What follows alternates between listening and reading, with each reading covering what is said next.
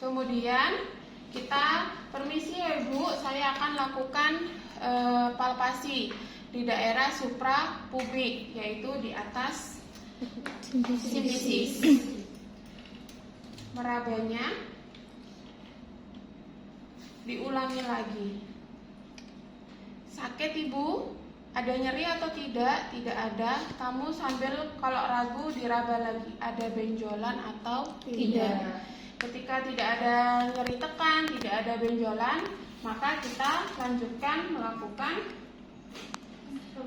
pemeriksaan selanjutnya. Pertama palpasi, kemudian memasang duk steril dulu. Nah, pasang duk steril kan tangannya harus steril. Oke, berarti kita pakai handscoon terlebih dahulu.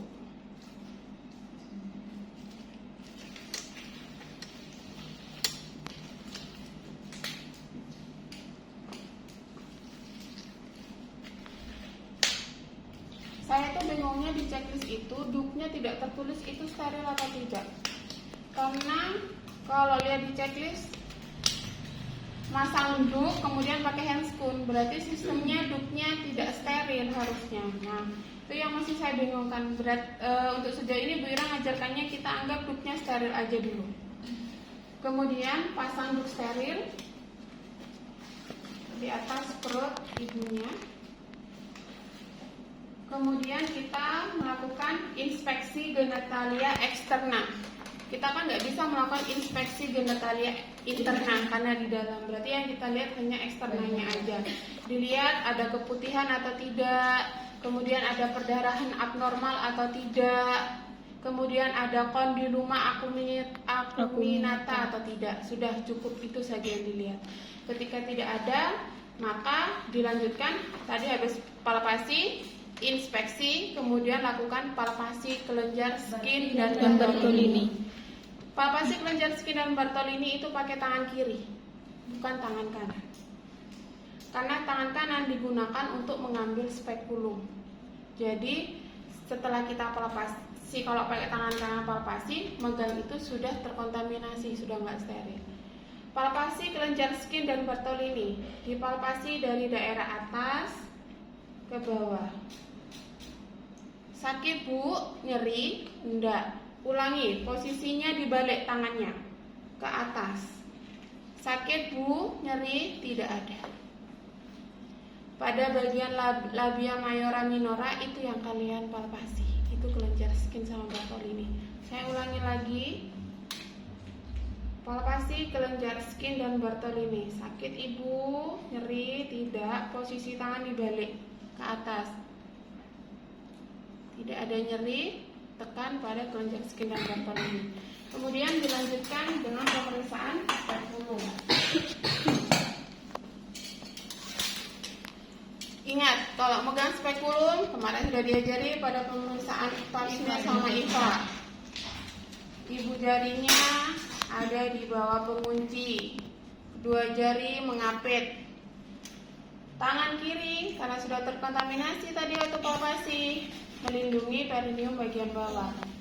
Ibu, saya pasang alatnya, tarik nafas panjang ya. Dibuka, paskan di daerah porsiunnya, di daerah cervixnya, dikunci, kemudian dilihat adakah lesi atau tidak. Lesi itu seperti sariawan, putih bintik-bintik putih. Ada lesi atau tidak, dan lihat kondisi serviksnya. Kondisinya normal atau mengalami peradangan. Kalian kan sudah bisa membedakan ketika melihat serviksnya waktu Pap smear sama IVA. Yang dilihat hanya dua, melihat kondisi serviks dan melihat ada lesi atau keputihan atau tidak. Sudah selesai, dibuka. Saya lepas ya Bu, tarik nafas panjang. Karena spekulumnya hanya satu, kita jauhkan dari alat-alat yang steril supaya tidak terkontaminasi karena akan digunakan lagi. Setelah pemeriksaan spekulum dilanjutkan dengan pemeriksaan bimanual (VT). Saya periksa dulu ya Bu, tarik nafas panjang. Di dalam itu dilihat ada besar sama posisi uterus, kemudian ada kehamilan atau tidak. Kemudian ada tumor pada adnexa sama pastikan gerakan serviks bebas atau tidak. Yang biasanya ditanyakan adalah bagaimana ketika melakukan VT kamu bisa bilang ini ada kehamilan atau tidak. Jawab. Tidak. Bagaimana kamu bisa melihat palpasi melakukan VT, oh ada kehamilan apa tidak? Tahu itu hamil apa enggak tuh lihat teraba apanya memang waktu VT? Janinnya. Hah? Tanda-tanda kehamilan ada berapa? Ada banyak. Ada Chadwick. Kalau Chadwick bisa di VT? Inspeksi. Terus ada tanda Hegar. Tanda Hegar apa? Tanda Gudel. Gudel apa? Braxton Hicks apa? Kan ada sudah tanda-tanda kehamilan. Itu yang selalu ditanyakan. Tanda kehamilan pada saat lakukan pemeriksaan bimanual IUD apa? Jangan sampai menjawab tanda Chadwick. Memang tanda Chadwick bisa diraba? Tidak bisa. Kemudian apa yang bisa diraba? Itu PR kalian sebelum maju life skill sama UHAB. Udah tak kasih kisi-kisi, silahkan dicari sendiri. Jadi yang dilihat pada saat VT ada 4. Pastikan uterus bergerak bebas. Pastikan serviks bergerak bebas, pastikan besar sama posisi dari uterus, pastikan tidak ada tumor pada akneksa. Kalau ada tumor kan pasti ada benjolan yang abnormal. Kemudian pastikan tidak ada kehamilan. Nah, yang tidak ada kehamilan itu kamu taunya dari mana? Uterus. Iya tahu. Uterusnya bagaimana, Mbak? Uterusnya taunya tuh gimana? Kan kita nggak bisa nyongok-nyongok uang kita ini VT kok. Iya kan?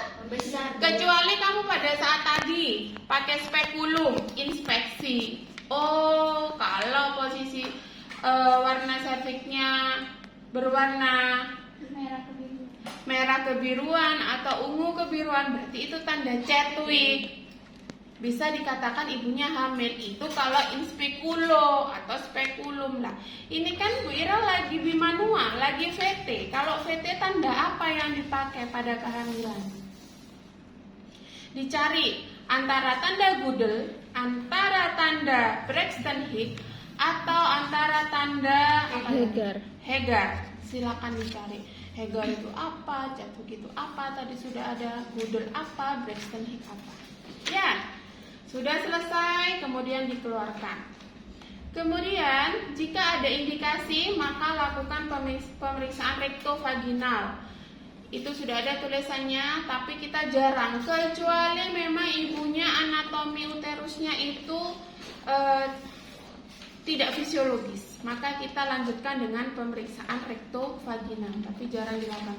Pemeriksaan rektovaginal itu gimana sih, Bu? Masukkan satu jari ke daerah rektumnya untuk memastikan posisi dari uterusnya. Paham? Jadi urutannya pemeriksaan IUD di awal itu harus berurutan, tidak boleh dibolak-balik. Karena apa? Ketika dibolak-balik pasti ada perasat yang steril, tidak disterilkan. Kalau tadi sudah urut, kita tidak PI-nya tetap terjaga. Paham ya? Kemudian setelah itu baru lepaskan handscoon-nya. Oke, saya ulangi. Berarti pemeriksaannya di awal pertama Inspeksi. palpasi suprapubik. 2. Setelah itu Lapor inspeksi. pemeriksaannya langsung fokus. Inspeksi Genitalia eksterna. 3. Pemeriksaan in speculum. 4. Bimanual atau VT. Salah, ada yang kelupaan. Palpasi kelenjar. Habis inspeksi genitalia eksterna. Palpasi kelenjar skin sama Bartolini. Habis palpasi kelenjar skin Bartolini dulu, baru bimanual VT. Yang keenam, kalau ada indikasi lakukan rektovaginal. Paham? Nah, setelah dilakukan pemeriksaan Ibu, ternyata Ibu diperbolehkan menggunakan tabir IUD. Dijelaskan di situ, sudah ada checklistnya. Jadi nanti pada saat pemasangan Ibu akan merasakan sedikit nyeri pada saat prosesnya. Tapi Ibu tidak perlu khawatir karena rasa nyeri itu hanya pada saat pemasangan awal saja. Setelah itu rasa nyeri akan berkurang. Setelah selesai menjelaskan kepada ibunya, baru kita menyiapkan IUD-nya. Ini posisinya sudah kebuka, artinya menutup. Ini posisi IUD-nya seperti ini. Jadi T-nya sudah ada di dalam tabungnya. Yang di sini adalah pendorongnya. Ini yang ada lingkarannya, ini adalah pendorong. Ini adalah tabung inserter namanya. Paham? Dibuka, ya, berdirikan. Kalau bisa buka.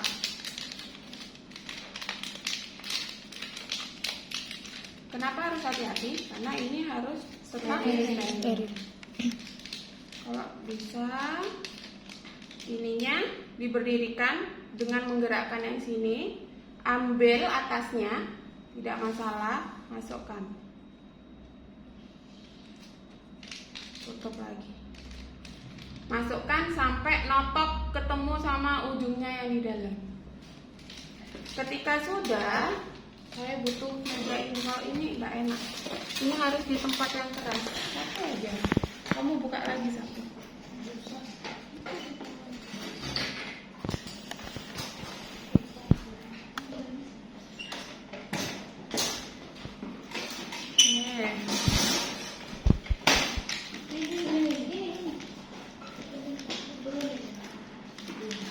Karena ini IUD-nya sudah expired, jadi cekat-cekat. Caranya adalah yang boleh dipegang hanya bagian bawah saja, tabung inserter bagian bawah. Pegang bagian bawah, kita menahan lengan T-nya, dorong, tabung inserter mendorong sampai lengan T-nya tertekuk. Tarik ke bawah, masukkan.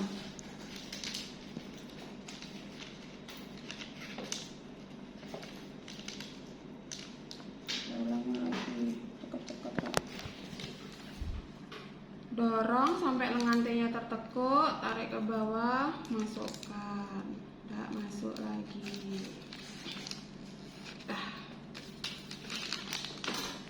Jadi posisinya T-nya masuk ke dalam.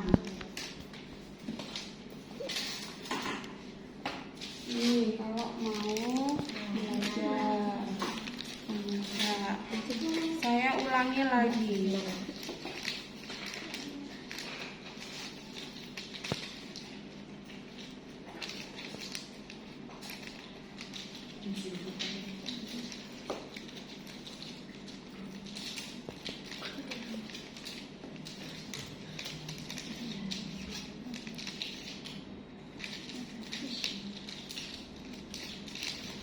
Buka bungkusnya,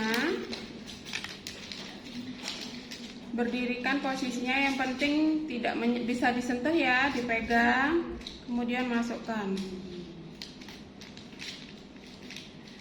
Selanjutnya, pegang tabung inserter yang bawah, dorong sampai lengan T-nya tertekuk, bantu tekuk sama tanganmu yang kiri. Arahkan ke bawah, masukkan lengannya. Tidak masuk.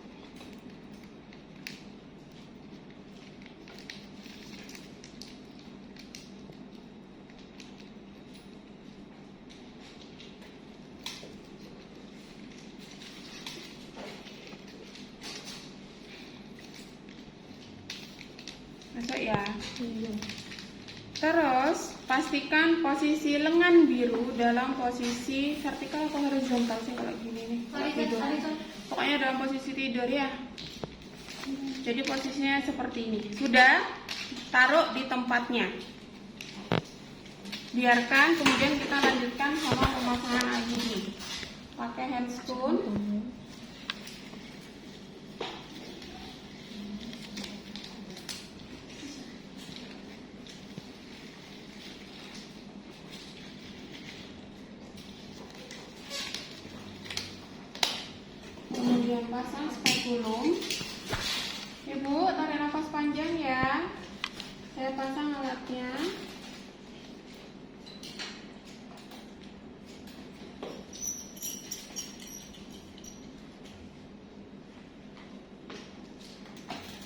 Kemudian lakukan antiseptik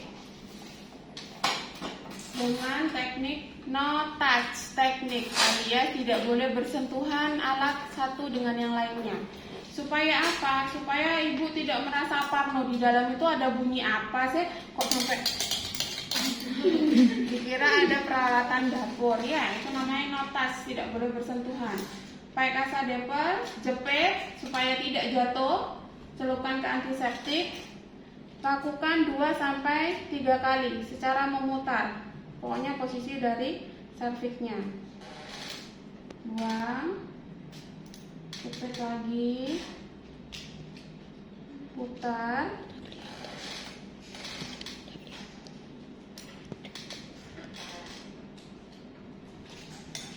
Nah, kita kompor gas. Jangan ditaruh di bengkok, taruh lagi. Kemudian jepit daerah servik di jam 11 atau jam 1. Kenapa Bu kok yang dijepit jam 11 atau jam 1? Ini kan uterus ya. Jam 12, jam 6. Kira-kira yang kamu jepit kalau enggak di jam 11, jam 1. Kenapa? Karena pembuluh darah di jam 11 dan jam 1 itu pembuluh darahnya kecil, tidak besar seperti pembuluh darah daerah sekitarnya. Sehingga resiko terjadi perdarahannya lebih sedikit. Dijepit, masukkan semua alat dalam kondisi tertutup, bukan terbuka. Dibukanya baru di dalam.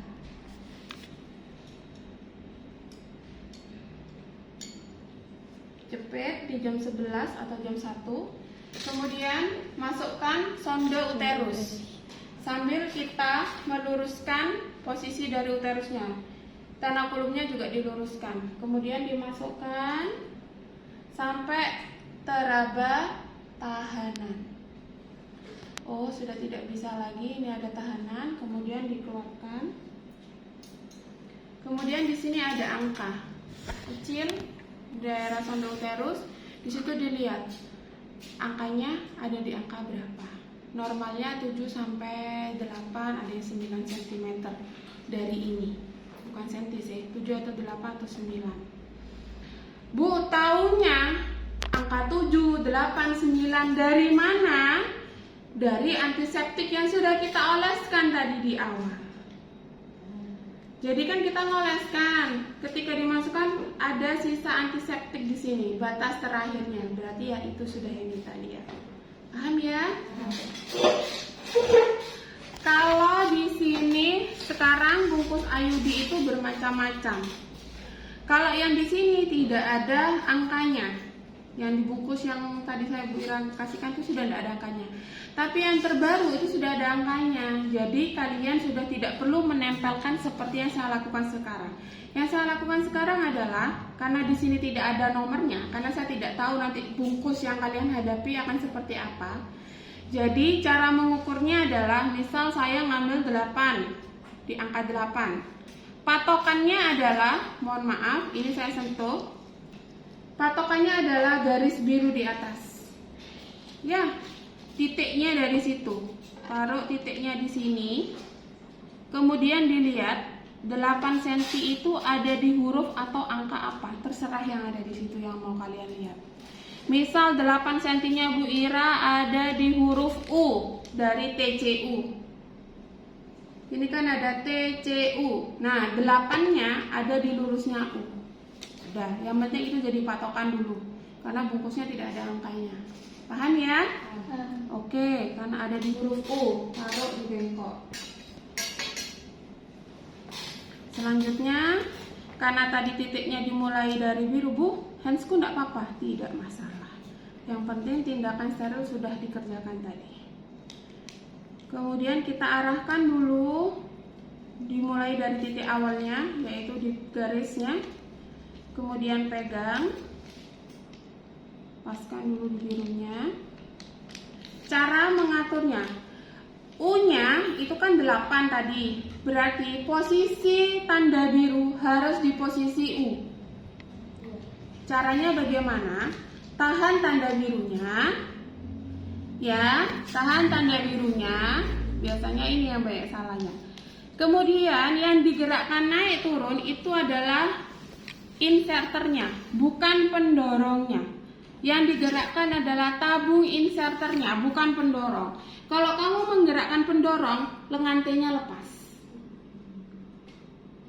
Tapi kalau yang kamu gerakkan tabung inserter, nih, naik turun. Naik turun. T-nya akan tetap di lengannya. Turunkan dulu.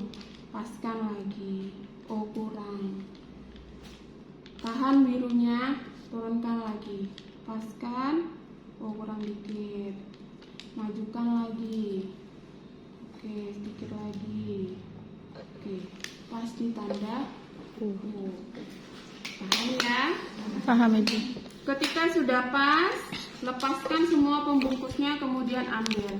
Ingat, sekali lagi, kalau T-nya sudah masuk ke lengannya, jangan coba-coba untuk menyentuh pendorong. Pasti lepasnya lengannya. Jadi yang kalian pegang itu hanya boleh tabung inserter, jangan ini. Jangan pendorong ya. Ini lagi yang perlu diperhatikan. Masukkan, luruskan tenakulumnya, kemudian dimasukkan karena pantungnya ini tidak beres, silakan berdiri.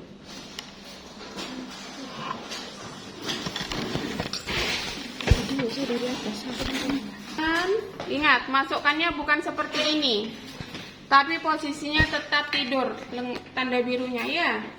Dimasukkan sampai teraba tahanan. Nah, saya ini masuknya ke sini lah kan. Coba Bu Ira dibantu. Kotak itu tapi enggak ada nomor. Nah, ada. Oke, masukkan sampai teraba tahanan. Sudah teraba tahanan. Aslinya kalau masang ayu tidak bisa dilihat kan, tembus pandang ya guys. Kemudian pegang pendorong sama tenakulum dengan satu tangan. Nih, pakai tangan kiri ya. Kemudian lakukan teknik pelepasan IUD dengan teknik withdrawal. Gimana teknik withdrawal? Teknik withdrawal itu adalah menarik tabung inserter sampai pangkal pendorong. Pahami? Menarik tabung inserter sampai pangkal pendorong. Lepaskan? Lepas. Kemudian pegang tabung inserter sama tenakulum, lepaskan pendorongnya. Yang terakhir, dorong sampai teraba tahanan. Aslinya ininya gini ya guys, karena pantungnya tidak beres, mohon maaf.